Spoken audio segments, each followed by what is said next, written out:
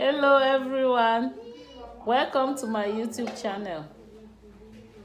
In today's video, I'm going to be talking about subsidiary books.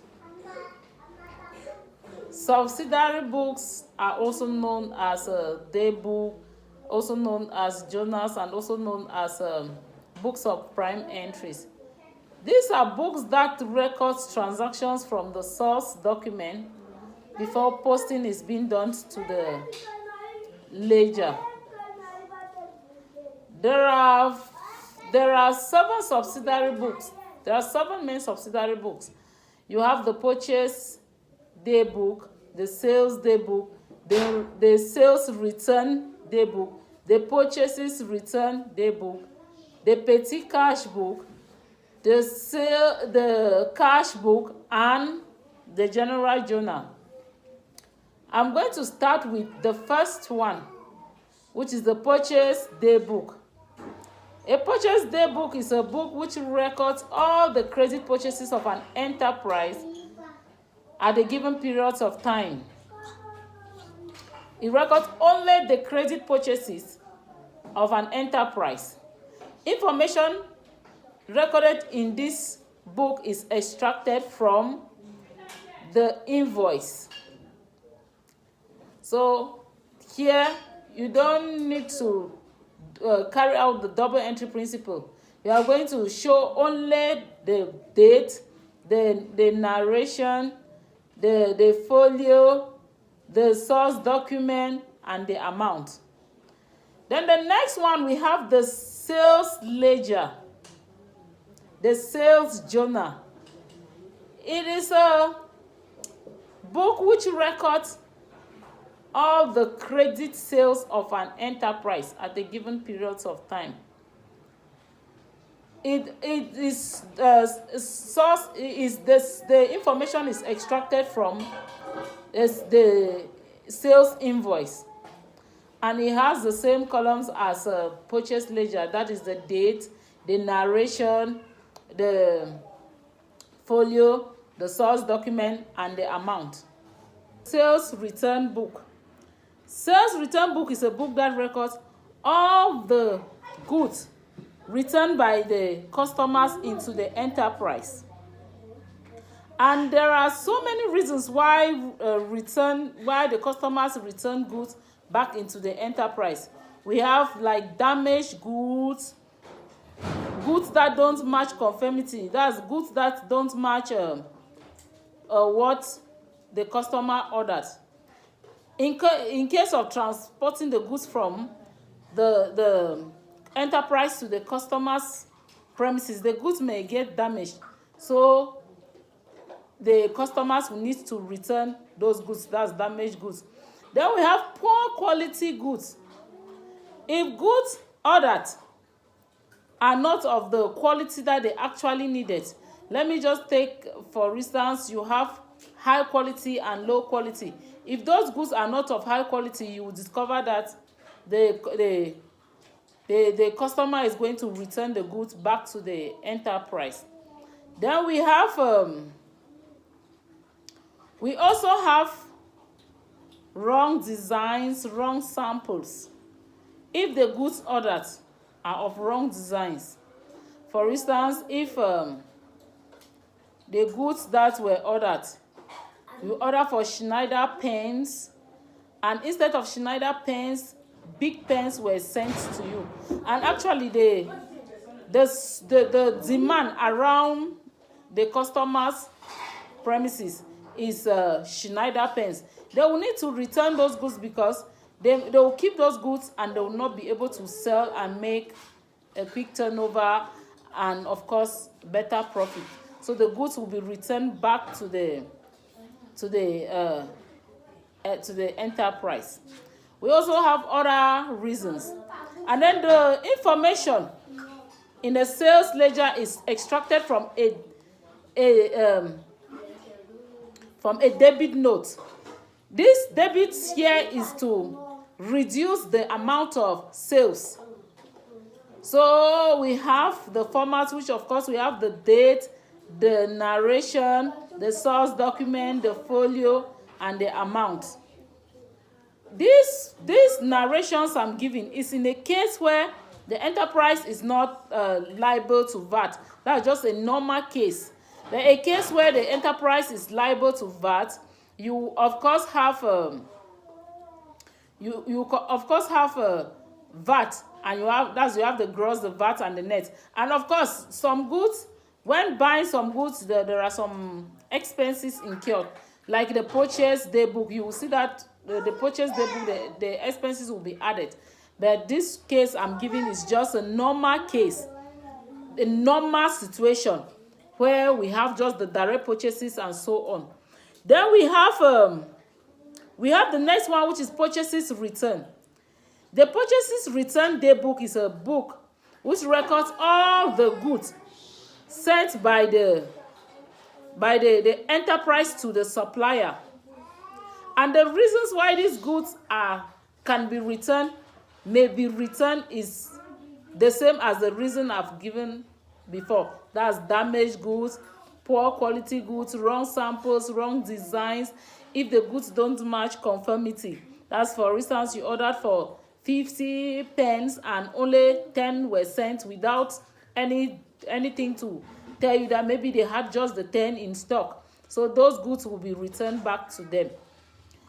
Then it has the same format: narration, that's the date, the narration, the source document, the folio, and the amount.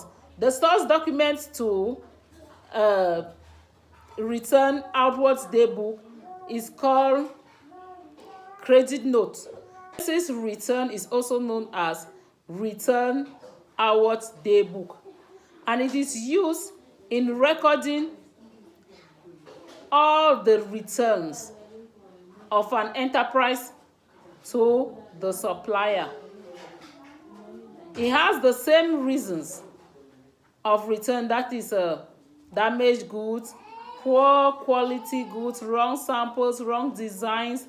If the goods don't match conformity, the goods will be returned back to the supplier. And when the supplier has overcharged the enterprise, it is the purchases return day book that will be used in reducing that amount that they have overcharged the enterprise. Then we have the sales return, which is also known as return inward, and it's an adjustment to the sales account. It reduces the amount of credit sales or the amount of sales. That means when preparing the income statement, we need to look for net sales. So looking for net sales, you take the gross sales minus the net minus the return inward. It will give us the net sales. So this this return inward is an adjustment account to the sales account. Then the next day book is a cash book. A cash book is a book that records the transactions carried out in cash and cash equivalent. When I say cash equivalent, I mean cash and cash in financial institutions, and even cash in mobile money. Like we have cash at bank, cash in the post office. So all this cash, we call it cash equivalent. So it records all the transactions. There are different types of presentation. We have different types of cash book. We have the single column cash book, the double column cash book, and the triple column cash book. The single column cash book is an account which records only that means it's an account that don't have any transaction with any financial institution. That means it's a small enterprise. We have the different types of presentation. We have the single column cash book, the double column cash book, and the triple column cash book. I will start with the single column cash book. This is the type of cash book kept by an enterprise that does not have any account with any financial institution. So with this type of cash book, is kept by small enterprises. The small enterprises, they carry out their transactions and keep their money in their coffers, in the safe in the enterprise. That means when there is money, when they want to buy, they carry it and buy. When they want when they have revenue, they take the money and keep inside the safe. So it is presented like this. It has on the debit side, which is the left hand side, it has the date, the details, the folio, and the amount. Then on the credit side, which is the right hand side, it has the date, the detail, the folio, and the amount. That is for the single column cash book. And then all payments are credited, while all receipts are debited.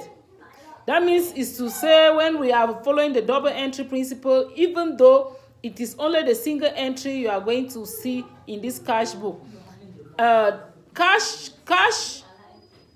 and cash equivalent increases on the debit side and decreases on the credit side. So it's that receipt is actually increasing the debit side.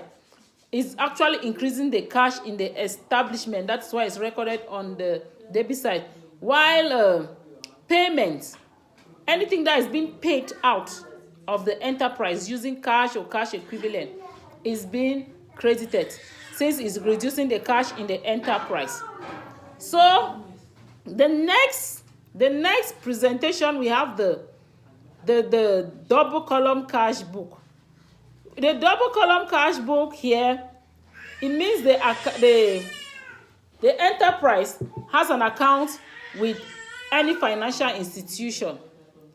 So here on the debit side, we are going to have date, detail, folio, cash and bank, or cash and cash equivalent. Let's just say if it is cash in any financial institution, cash and cash equivalent. Then on the credit side, you have the same. So, and it still follows the same double entry principle, which states that asset increases on the debit and decreases on the credit. So all the receipts are on the debit, while all the payments are on the credit. Then the next type of presentation is the triple column cash book. There are two types of reductions. We have commercial deductions and financial deduction. Commercial deductions are deductions that are deductions on an invoice, because maybe damaged goods or poor quality goods for one of the reasons for return, or to encourage buying in bulk. So we have the first one, which is rebate. Rebate is a reduction issued when goods are either damaged, or the goods are the wrong samples or designs have been sent. Then we have the trade discount, which is the reduction made when they want to encourage the buyer to buy in a large quantity, to buy in bulk. Those are the two commercial discounts. Then we have financial discount, which is cash discount. It is a discount, it's a reduction offered to either the customer or the supplier to encourage prompt payment. That means they should pay immediately, or maybe after a week, or it depends to the institution. So here, in the triple column cash book, the discount that is going to be shown will be the cash discount. So when the customer is paying, the enterprise is going to grant a discount to the customer. And when the enterprise is paying to the supplier, the suppliers also are going to grant a discount. That means the enterprise is going to receive a discount from the suppliers. And remember, we are keeping records of an enterprise, which simply means Discount to the customer is discount granted. Then discount from the suppliers, discount received. Our payments are shown on the credit side. Discount received will be shown on the credit side. Since when the enterprise is paying the suppliers and it is shown on the credit side, the discount is going to affect the payment.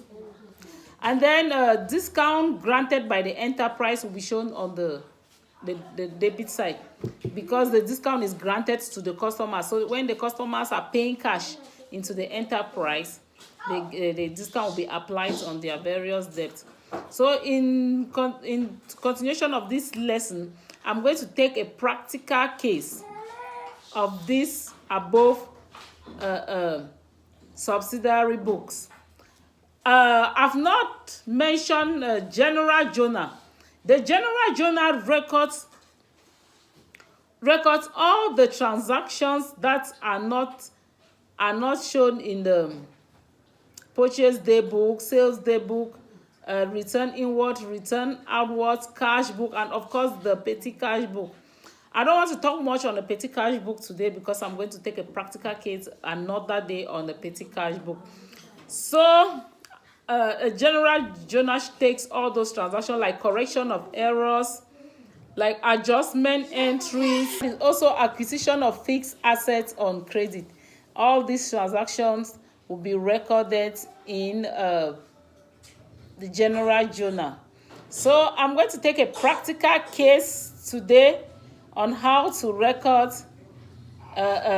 transactions into the various subsidiary books, the above mentioned subsidiary books. That is the purchase journal, the sales journal, the sales return journal, the purchases return journal, the cash book, and the general journal. And the question will be in the description section. So go to the description section. You will find the question and also some key points concerning these subsidiary books. So please stay tuned.